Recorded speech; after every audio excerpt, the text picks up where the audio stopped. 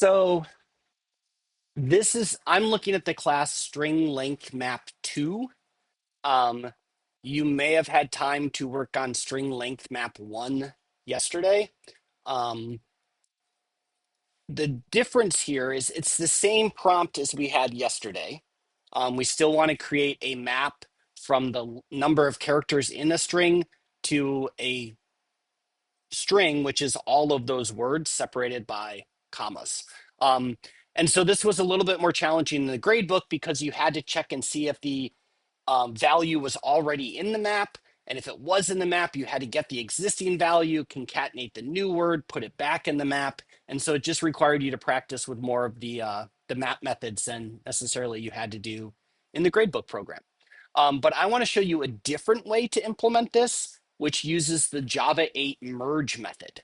Um, to be clear, I'm sharing you, we're focused on the merge method today, not because I necessarily care about the merge method, but because it shows a new concept in Java called a lambda expression that we've never played with before.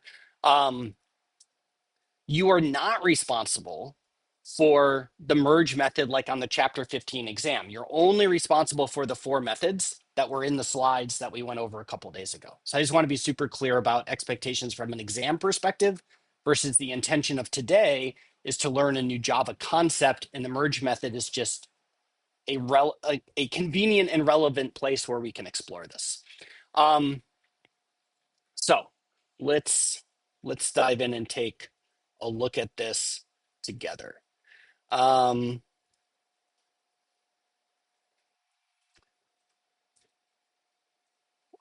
well, we're going to want to run it in the end. So I guess I better type in, so create your map here. So this is the same as what we did before. So I'm going to do that as well. It's a map from integers to strings. And I'm going to call my map words.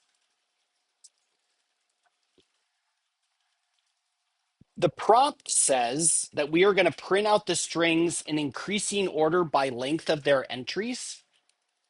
Given that requirement, which type of specific concrete class map should I create here? We should do a tree map because we need sorted order. So we're going to make a new tree map. You should have done a tree map in the first class too, because it had the same requirements. All right. So the starter code like loops through every word in the file. It cleans it up. It makes it lowercase. It gets rid of punctuation, calculates the length of it. And then here is a sample solution for the first part of the activity. I wanted to capture it here for reference as we think through this. So this isn't the only way to do it, but one way to do this practice programming activity is we invoke the get method on our map and pass in the length of the string, and that's the old value, okay? Which could be null if there's no entry corresponding to that key in the map. The new value is going to be the word that we read out of the file and cleaned up. And so then we check stuff. If the old value is not equal to null, meaning there was a value in the map corresponding to the key,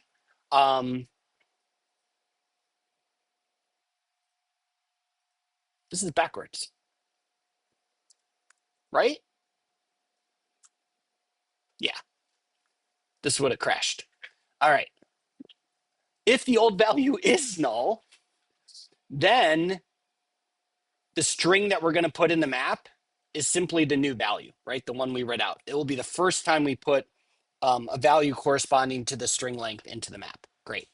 However, else, if old value is not equal to null, we need to do the concatenation thing. So we need to take the old value, string concatenate it with a comma and a space just so it looks nice when we print it. And then there's our new value there as well.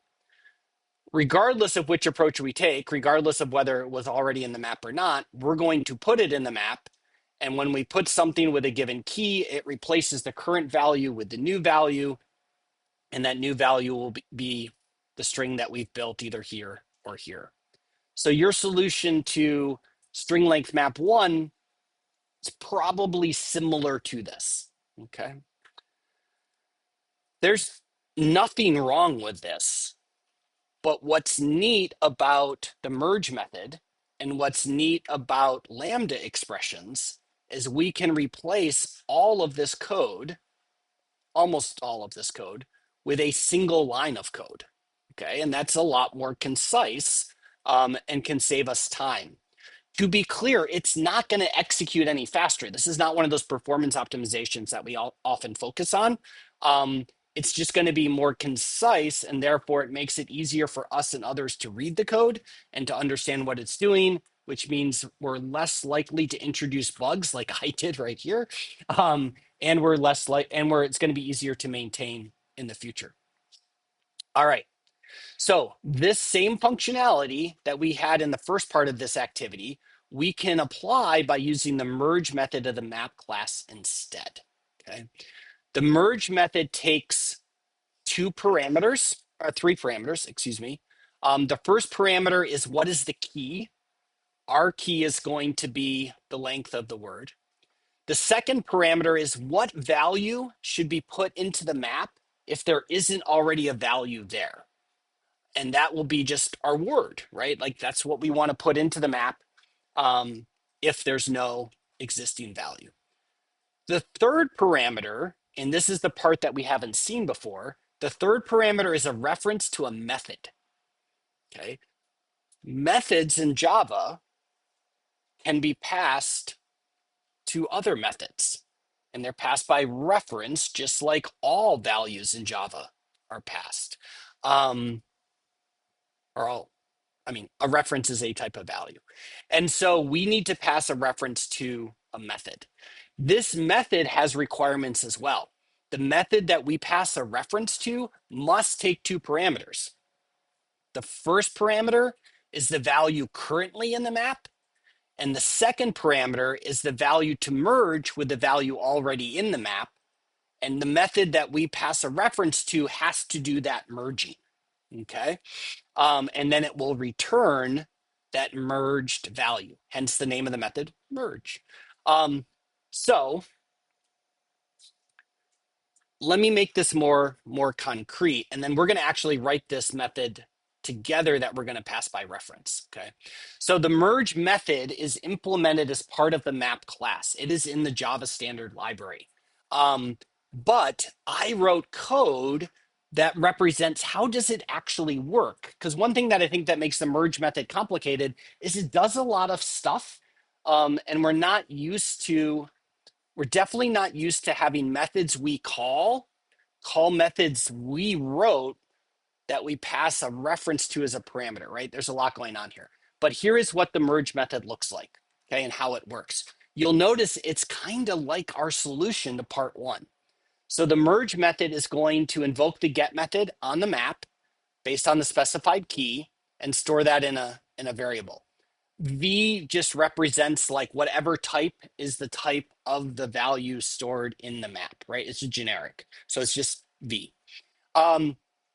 If that old value is null, the new value will be the value that's passed into the merge method. If the old value is not null, meaning there's already an entry in the map for the corresponding key, it then invokes the remapping function that we passed by reference to the merge method. And the way these functions work is it calls a supply function. Don't worry about that too much, but it passes those two parameters. It passes the old value, like I said up here, the value currently in the map, and it passes the value that we need to merge with that as needed. But notice our remapping function is only called if there actually is an old value. Otherwise, there's no need to call our remapping function. And then when this comes back, there is this behavior, which we're not really going to focus on today. If our remapping function returns null, it actually removes it from the map. We don't care about that today. Otherwise, it updates the value in the map for the key by using the value returned from the new mapping function. So this is what happens inside the Java standard library merge method. I think it's helpful to see this because it helps us then understand how do we write this remapping function, because now we can see how it's called by the Java standard library merge method. So let's do that. So I'm going to scroll down here and I wrote a Java doc header for us. This method, blah, this method merges the new value with the old value such that the merged values can be added to the map, replacing the old value. So let's write this method together. It's not going to be too much code. Um, we're going to say it's going to return a string, um, and we'll call this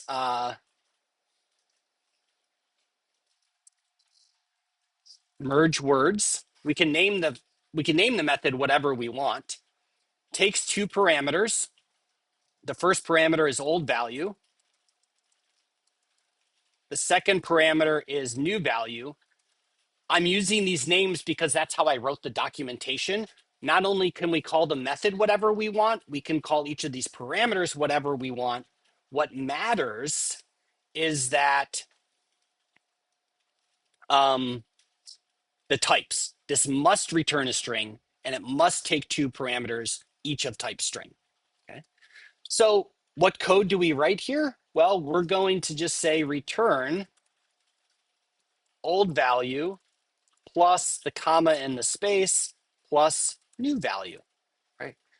This is the same as what we did in the first solution, right? The solution to the first part of this programming activity.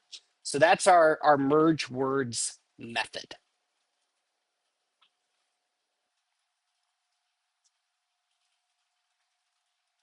Pretty straightforward. There's not a lot there.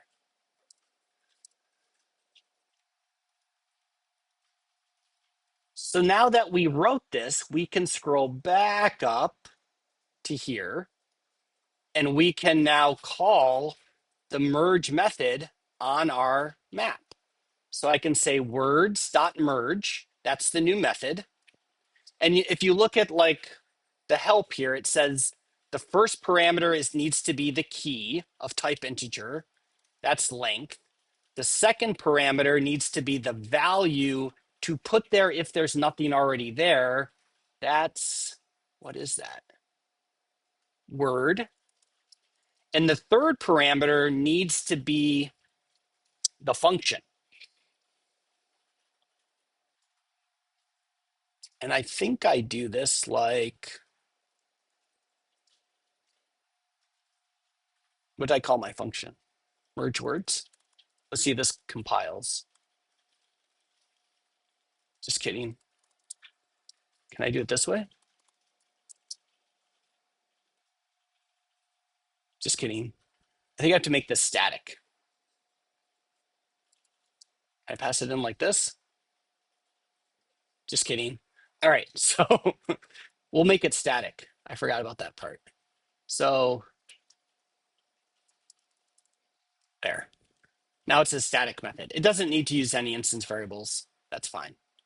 So now I can just say this colon colon merge words. No, string length map. There we go. Oof. All right, little rusty. Um, so this is how we can refer to a static method. We use the name of the class, two colons, which is syntax I don't think you've ever seen before, and the name of the method. This is where things get tricky, and this is the concept that we're really focused on. When we refer to a method like this, we are not, when this line of code executes, it does not invoke the merge word methods. There are no parentheses after this method. We are not calling it.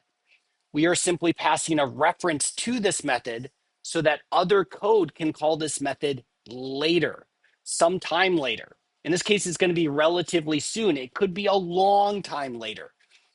We're just passing a reference to a method that other code can call. We are not invoking the merge words method here.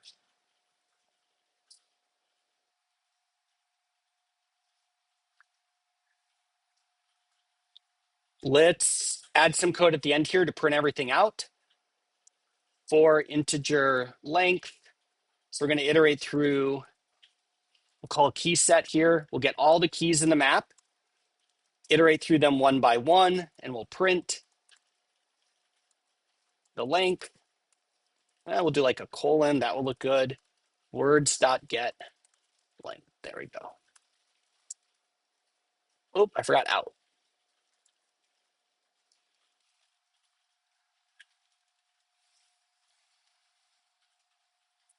So this is the same as what you may have had in part one. At least this is how I would recommend we would iterate through. This is like the sample code we wrote a couple days ago. How do we iterate through all the keys in a map? We call the key set method. It returns a set of those keys. We iterate through each value in that set. And then we can invoke the get method on the map to get the value corresponding to that key. If you run this, I hope it works. Does it? Yeah? Phew. Good. I'm having a rough day today. So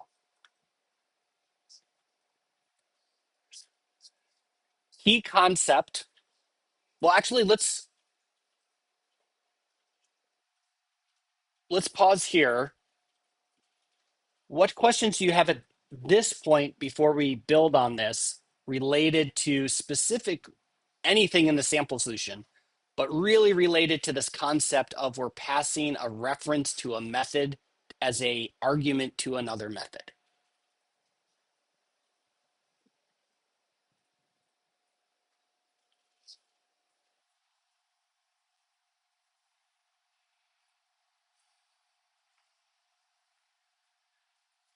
This is like a very powerful example of abstraction in that the engineers at Oracle can implement the merge method in the Java standard library, and they they they're not going to implement a merge method for every possible scenario, right? They're not going to write a merge method for the string length map software engineering at NNHS practice programming activity.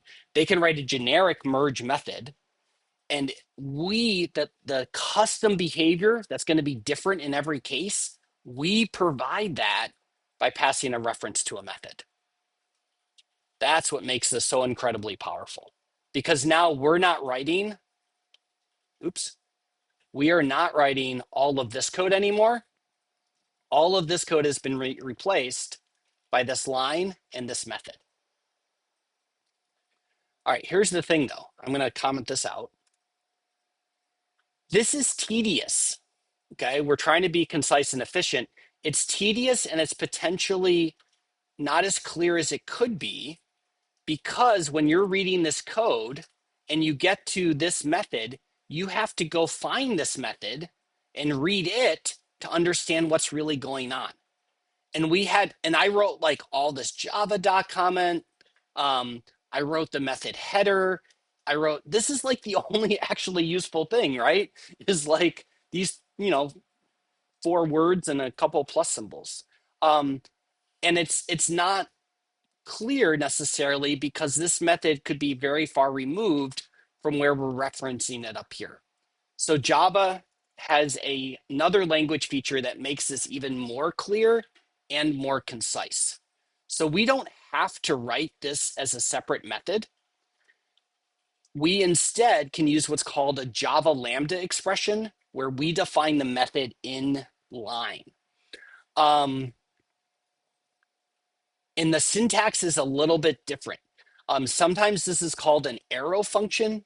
And at the end of the semester, when we start diving into like JavaScript, we're going to use a lot of arrow functions. They are conceptually exactly like Java Lambda expressions. So it's useful to us to start learning this concept now, because we're going to be using it a ton later. So what does that look like? This is what it looks like. So instead of that function, we still say words dot merge. We still specify length. I think that's the name of our variable. Yep, we still specify word. And then for the function, we can define the function in line. And the way we do that is we have a set of parentheses with the 2 parameters that are passed to the function, old value, new value. Okay. We don't need to specify their types because it's implied by the merge method itself. We already know that old value and new value must be strings because the type of the value in our words map is a string. So we don't need to specify that. We just have the parentheses. There's no like method name here either, because we don't need to name this method because we're not going to call it anywhere else. It only exists here. We then use this arrow operator, dash greater than symbol. And then after it, we write the code.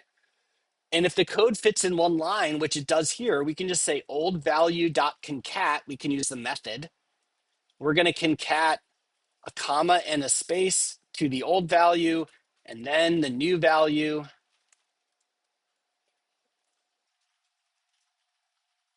Make this fit on the screen a little bit better. There we go. It barely fits on the screen. We just declared our function, our method, right here, right in line, right as like the third argument to this method. This is a method definition in its entirety. That's what it looks like. So again, we replaced all of this code with this one line of code. And this one line of code is exactly the same as the line we commented out here with this extra method defined elsewhere. All we did was take the body of the method that we wrote previously. Actually, I should have done this more in a more consistent way. You don't have to change yours if you don't want, but I think this makes a better example. If the code is literally the same, right? We just took this and put it here in our arrow function. If all the code for the arrow function for the Java Lambda expression can fit on a single line, then we don't need curly brackets and the return is implied. This implies that it's a return. If instead, maybe we do need multiple lines of code,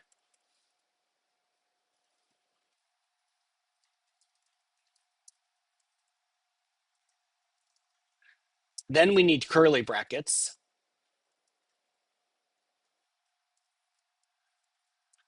And we have to explicitly say like return. And we need a semicolon. So now this looks more like a normal method body. You can totally write your Java Lambda expressions like this. If you want to have the curly bracket, explicitly have the return and a curly bracket. If it can be done in a line and returns the value we want, it's not needed. But if we need multiple lines, then we need the curly brackets, we need the return, we need the semicolon.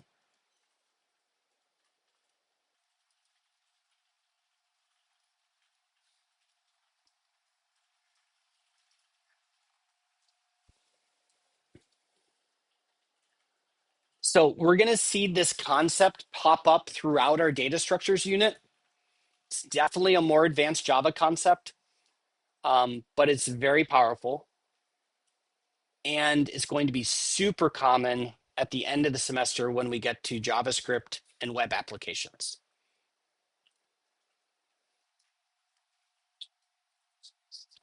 All right. Ask me at least 2 questions